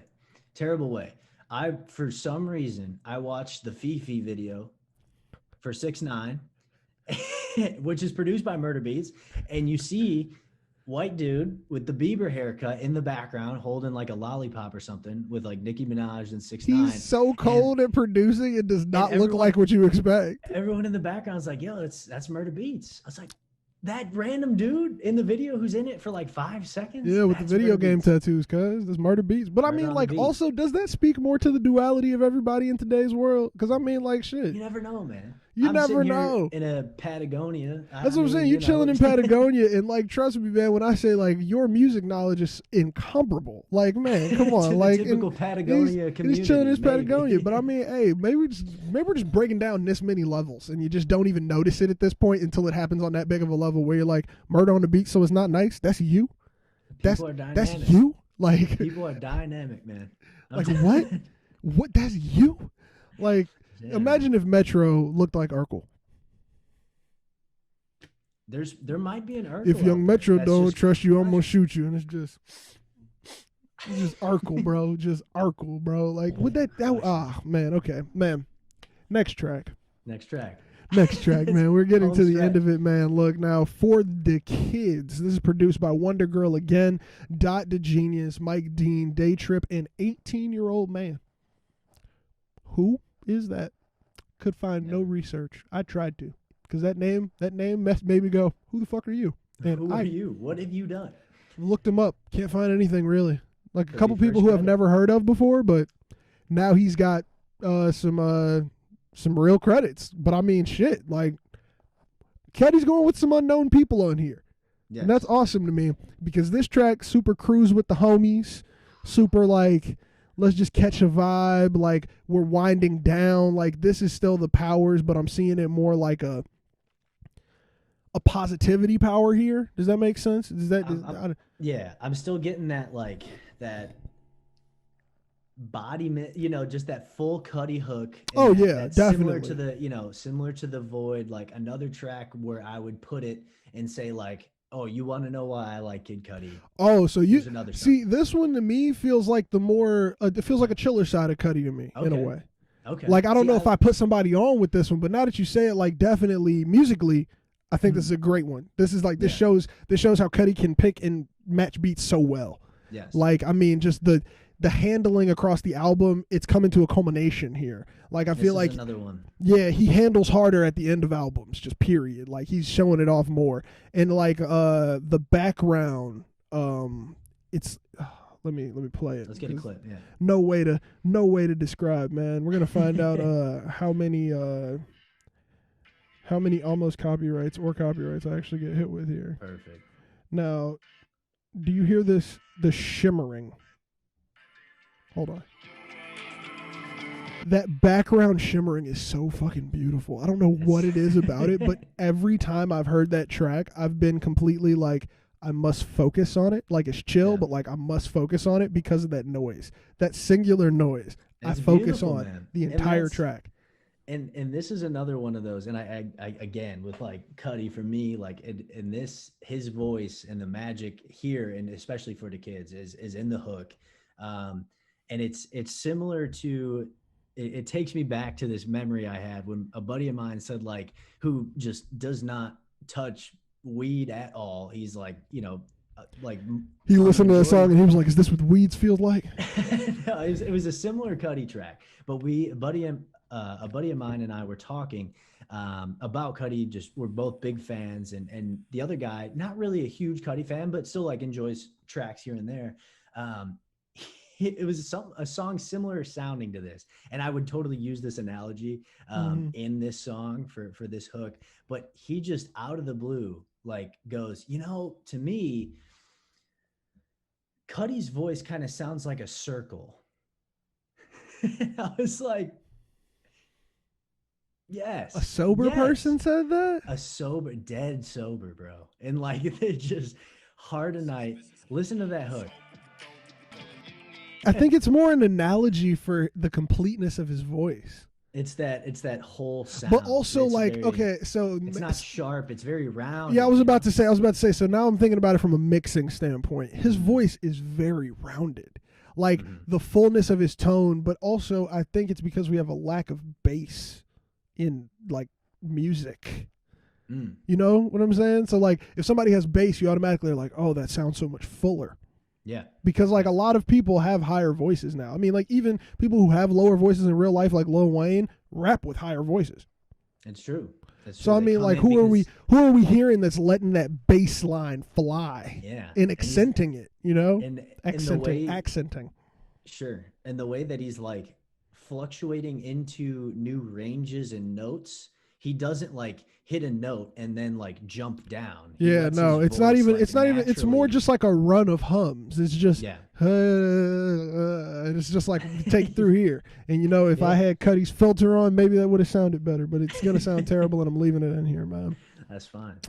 But yeah, so that's same feeling on this track. Same feeling on this one. Now this one, I love a good ending. This is the end right here. The Lord I Know. It's beautiful to me. I feel like for Cudi, this is mad positive too. Like this gave me positive vibes. And like we got production here again. Dot, Mike Dean, Take a Day Trip, and 18-year-old man. Once again. Hey man. Shout out. I hope you're doing well. I hope you got good shit in your future. Because I don't know who you are, but I hope that like now you take off. This track was very dope to me and it reminded me of something. I'm gonna attempt to find it, but you could share your thoughts on it while I'm attempting to find what I think it sounds like. Yeah, no, I think in the past with other projects we've gotten some like really strong conclusions with Cudi, and I think that's always like one of his strong suits. Whether you think in previous albums maybe there's too much filler, I mean here we're at 18 tracks. The way it's broken down into acts, it makes sense. It's fine. Yeah, it's fine. We can take that content. We can take that content. No problem. So like for me, yeah, this is another one that you can add to his list of just strong conclusions. And no, it ties it together very well. Again, sonically, we're getting like what we've heard throughout this whole album. We've heard those old vocals that we missed and that sound and that nostalgia to take you back to 2009, 2010, wherever you were, that made you fall in love. Stop you in your tracks and make you go, damn, man. Did I just think about 7th grade? Shit. Does everyone want to go back to 7th grade when you didn't have to do anything like at all? You thought your life was hard? For real. Like that's exactly, like that's where you go. That's where you go, man. And it's awesome, man. And that's why, again, he, among others, like he is one of the very few that is able to do that time and time again. And this album just as a whole, just makes me appreciate him for that reason. I mean, Spotify Wrapped, Cudi was #1 last year, and he dropped 3 songs. He dropped 3 songs. It was he was my #1. So like nothing has changed since that time. It was like, damn, man, they might have to do a Spotify re-wrapped after this album so they can get your new facts out. They want to get my updated stats. And last year I was in the top 0.5% of Cudi fans. Yeah, man. Hey, I think you texted that to me, didn't you? Man, put it up on the screen. Yo, he's bona fide. This is a real Cudi fan right here, G. Because I told Josh, I was like, when we got the album artwork, I was like, let me on. Let's do the Man on the Moon 3 review. And then he was like, for sure, bro. I'm glad you asked. Like, we'll have you on. And then I sent him that picture from my Spotify Wrapped. I was like, I've earned this. I've earned the right to talk about this man's music. This is not a joke. Yeah, this is something I take very seriously. But no, dude, it was again a beautiful conclusion. But yeah, if you found your thing, Well, I did also, but I also just want to make a couple comments about it. This track, it's another hard bar ending. I like it because now we're on, and we talked about the colors earlier, the dark blues and things like that. This one is that orange for me. This one is that orange seeping over that light blue color scheme. Like, it's nice. Like, it's that other side. It's that duality. It's him in a way, like, just figuring out something about himself is what it sounds like to me, like, overall. I had just listened to the track. I did, multiple run-throughs today. Oh, yeah, no, this two is... officially. But, I think I listened through twice today already, but I also fell asleep to it, and I woke up to The Void twice. You know how weird it is to wake up to the same track 2 times? That's beautiful. Because then you're like, wait, did I go to sleep? Like I was like, is this the end of the song, or is this the second playthrough? Like, Where are we at? Right, it's like, what? Like, man, you got to check down at your phone. You're like, oh, wait, I was further along, which means that I slept for another 58 minutes. Got you. Man. But nah, dude, I love this album, man. My final thoughts are legitimately like, this just felt like a journey through current Cudi mind, dude. Like, because I mean, like, as you said, like, this album was just like great for like a fan standpoint of just like hearing that culmination, hearing you come back to this man on the moon. I noticed how Kid Cudi was an early adopter of a lot of these flows that are popular now too. Like, this album really helped me to put that in perspective for myself. Because I think earlier I just noticed that like Kid Cudi was in that wave, early adopter of the wave. But like, I don't think I noticed that like, no, they would not be here without Cudi. In some manner and respect, this flow would have not been pushed to the limits it's been pushed to without it. And like, just noticing that was so awesome, and just having an album that could take me back and place me in different years, but also make me understand my problems now. And like, that's the proper way to do it, in my opinion. If you're gonna salute your old music, if you're gonna remind us of your old flows, but you also want to show us something new, bring it back to me new. You know what I'm saying? So like, give me a new feeling with it. Don't just recreate the old feeling, but now we're injecting the new. So now it's an entirely new vibe. And I felt that throughout the entire album. Like, this was better than Passions, Pain, Demon Slaying, in my opinion. I wish we would have had an Andre feature somewhere. I was hoping for it, fake. I was fake hoping for it. We got some really good gems in Passion, Pain, and Demon Slaying, and all of it was Cudi's releases since Man on the Moon 2 have given us gems. But it's the first one was narrated by Common. Okay, he's been giving us shit for a minute. we've been getting some high quality music from this dude for a very long time, but it hasn't been refined to this level, I don't think, since Man on the Moon 2, really. Like, Indie Cud, I'm a huge fan of, but I understand why a lot of people may not like it as much as 1 or 2. But at the same time, it's good to hear that he's back to this refined sound. He's got the team, and it just seems he's got he put every piece he needed together. Everything clicked.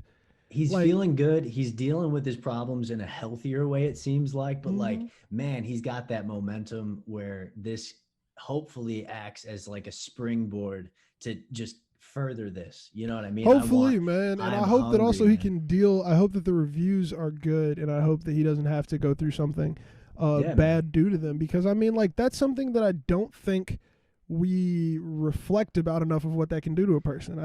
Even as we touched on the Chance and the Pat thing, those situations are due to reviews. Let's be honest. Like, bad situations happen due to reviews and things like that. Yeah. So I hope that people can look at this through like a lens of like critically looking at music. I feel like we took a look at it as fans today. We took a look at it just underneath like a microscope of being someone who's heard his prior work.